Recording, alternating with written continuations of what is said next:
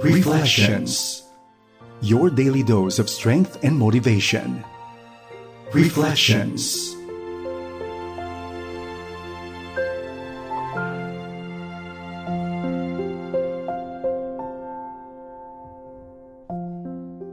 Ikaw ay nakikinig dito sa programang Reflections sa FEBC Radio TV. At ako po ang inyong kaibigan, si Ruth Belarama Dizon. Natutuwa, nagagalak na tayo ay muling magkakaniig muli upang magbulay-bulay sa salita ng Diyos. Sa gabi pong ito ay ating tunghayan ang sinasabi sa mga awit, Kabanatang 20, Talatang 7. Mayroong umaasa sa karwahing pandigma at mayroon ding sa kabayo nagtitiwala. Ngunit sa kapangyarihan ni Yahweh na aming Diyos, nananalig kami at umaasang lubos. Mga awit, Kabanatang 20, Talatang 7.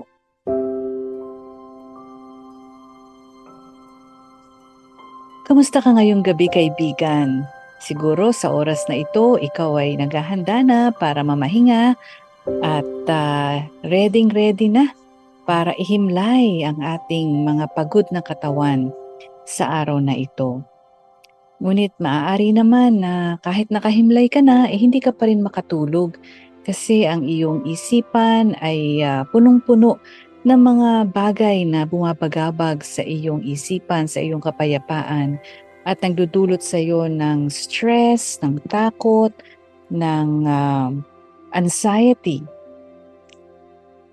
Sabi nga po, kung ano daw yung iyong reaksyon kapag ikaw ay nasa gitna ng mga bagay na nakakalunod sa atin.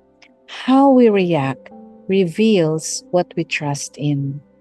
Kung paano tayo mag-react sa mga bagay na nakakapagdulot sa atin ng takot at pangamba, ito rin ay nagsasalarawan ng kung ano ba ang mga bagay na ating pinagtitiwalaan. Sa ating pong binasang verse, sa Psalm 20 verse 7, makikita po natin doon na sinabi ni King David that people tend to trust in mga karwahing pandigma, no? And mga kabayo, mga chariots and horses, doon sila nagtitiwala. Ito po yung mga bagay na gawa o kinokontrol ng human hands. Maaring ito rin nung panahon na yon, noong panahon ni King David, ito pong chariots and horses, ito po yung measurement ng kayamanan at power ng isang kingdom. At ito ay ginagamit upang maprotektahan ng mga armies at masakop ang ibang nasyon. Sa ngayon po, iba na, no? Pero noong pong panahon ni King David, itong chariots and horses, ito po yung kanilang pagpapakita ng military strength and military display. At yan po, ang paramihan sila niyan at ang pinakamarami ay nagpapakita ng kung sino ba ang pinakamayaman at pinaka-powerful na kingdom. But David knew na ang kanyang kapangyarihan, ang kanyang kalakasan ay hindi matatagpuan sa anumang ginawang bagay, kundi ito ay matatagpuan sa kung sino ba ang gumawa sa mga bagay na yun. David's trust is found in the name of the God of Israel. And this God consistently saved Israel from chariots and horses. Marami po tayong mababasang stories sa Bible kung saan iniligtas ng ating Panginoon ang mga Israelita mula sa chariots and horses. Natatandaan niyo po ba nung sila ay the king of Egypt finally let them go after many years of slavery. But then nagbago ang kanyang isip at ipinahabol sila sa kanyang mga chariots and horses. At sa harap ng mga Israelita, merong malawak na Red Sea at sa kanila namang likod ay hinahabol sila ng Egypt's chariots and horses. Pero Alam niyo naman po ang nangyari dyan sa napaka-suspenseful na event na yan, di po ba? The Lord made a way. He parted the Red Sea and allowed the Israelites to cross. Pero anong nangyari sa chariots and horses ng Egypt? Nilamon sila ng dagat at nalunod ang mga cavalry at mga sundalo na humahabol at tumutuligsa sa mga Israelita. He provided for them. God provided for the Israelites as they wandered through a wilderness. And indeed, marami po tayong mga kwentong mababasa sa Bible na makikita natin kung paanong tinulungan ng ating Panginoon ang mga Israelites na makonquer yung maraming mga kaharian na kanilang kaaway and even establish David as king of Israel. You know what, my friends? The same God who did this for the Israelites is the same God that we belong to today. Kung tinanggap mo ang ating Panginoon sa iyong puso bilang Panginoon at tagapagligtas, you belong to God. And this same God sent His only Son, Jesus, to die for you and for me. And He rescued us from an eternity separated from Him, gave us His Holy Spirit, and continues to fight for us. Imagine, He is the God of the universe. He could have sent His angels to save us. But no, He did not do that. He sent Jesus Christ, His one and only Son, to ransom us from a sin we couldn't pay, so that we might be reconciled to Him. Kung ganyan niya pinakita ang kanyang pagmamahal sa iyo at sa akin, makakasigurado tayo na even if the world around us crumbles, when our problems seem unbearable, when we start to feel powerless, hopeless, and futureless, God is with us. He is present. He will never leave you nor forsake you. There has never been a battle He hasn't won or a situation He couldn't handle. He specializes in the impossible. Walang mahirap para sa ating Panginoon. He is still capable of doing more than all that we might ask, think, or imagine. He is always loving, sovereign, and wise. He is still in control, and nothing is too hard for Him.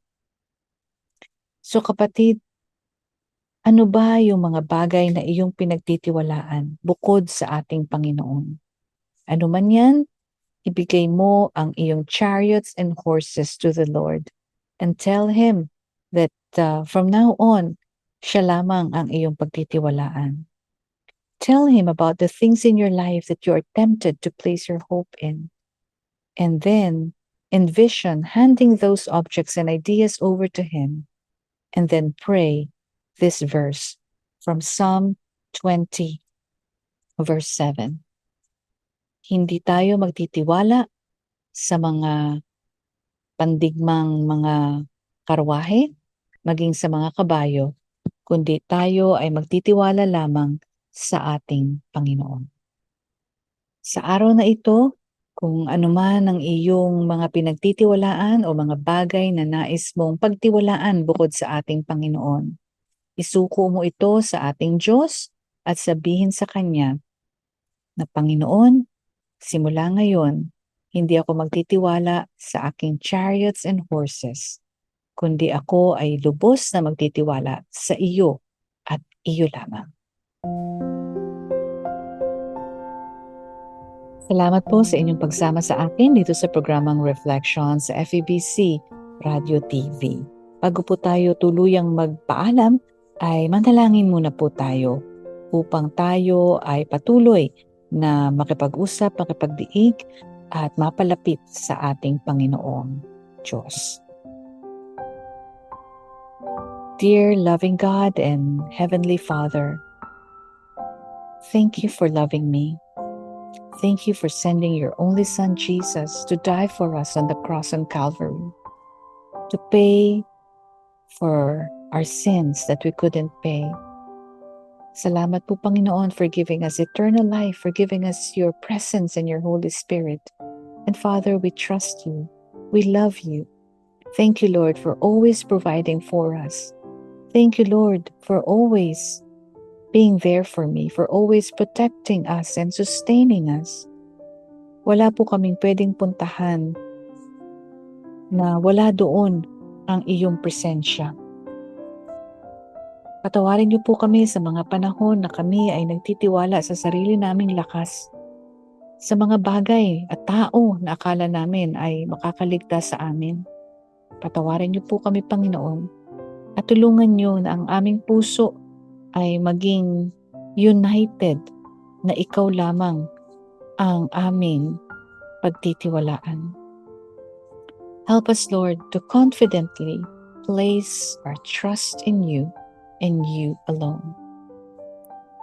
Baguhin niyo po ang aming puso at ang aming buhay upang ikaw lamang ang aming unahin sa lahat ng aming gagawin, iisipin at sasabihin. Father, take control over our life and allow us, Lord, to serve you and only you. In Jesus' name we pray. Amen. Sa ating pong pagwawakas, ating muling basahin ang mga awit, kabanatang 20, talatang 7. Mayroong umaasa sa karwaheng pandigma at mayroon ding sa kabayo nagtitiwala.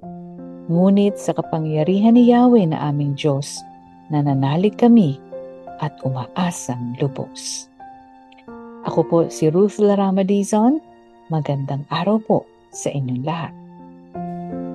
Reflections. Your daily dose of strength and motivation. Reflections.